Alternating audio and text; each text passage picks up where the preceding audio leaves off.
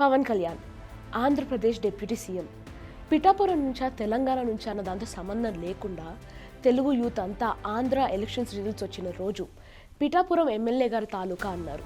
Deputy CM అని బయటకు వచ్చిన తర్వాత డిప్యూటీ సీఎం గారి తాలూకా అని అనుకుని సంబరపడిపోయారు. తన వెహికల్కి వారాహి అని పేరు పెట్టుకున్నా, డిప్యూటీ సీఎం అయ్యాక మాల వేసుకున్నా, తిరుపతి లడ్డు తయారు చేయడానికి వాడే గీలో బీఫ్ టాలో ఫిష్ ఆయిల్ ఉంది అనేసి ఆయన దీక్ష తీసుకున్నా సరే, ఒక లీడర్ సనాతన ధర్మాన్ని కాపాడుకోవడానికి కష్టపడుతున్నారు అని అనుకున్నాం.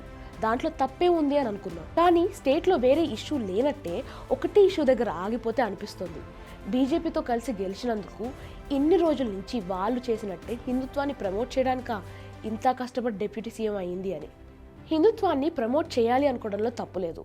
కానీ పవన్ కళ్యాణ్ సీఎం అయ్యింది కేవలం హిందుత్వాన్ని ప్రమోట్ చేయడానికేనా? ఎలక్షన్ క్యాంపెయిన్ చేసినప్పుడున్న పట్టుదల, ప్రజలకి మంచి చేయాలి అన్న తపన ఈ రోజు హిందుత్వాన్ని ప్రమోట్ చేయడం వెనకాల ఆగిపోయింది. బీజేపీతో కలిసి గెలిచింది వాళ్ళ సిద్ధాంతాన్ని ఫాలో అవ్వడానికా, లేదు అంటే ప్రజలకి మంచి చేసే సిద్ధాంతాన్ని, సమాజాన్ని నిర్మించడానికా? నాకు తెలిసిన పవన్ కళ్యాణ్ ఇది కాదు.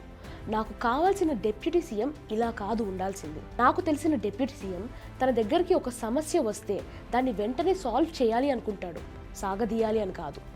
యువత ఉద్యోగాల పరిస్థితి, ఆడవాళ్ళ సేఫ్టీ పరిస్థితి అన్నీ పవన్ కళ్యాణ్ చూసుకుంటారు అని అనుకునే రోజు నుంచి ఈయన కూడా అందరూ పొలిటీషియన్స్ లాగే అని అనుకునే రోజు వస్తుందేమో అని భయం వేస్తోంది.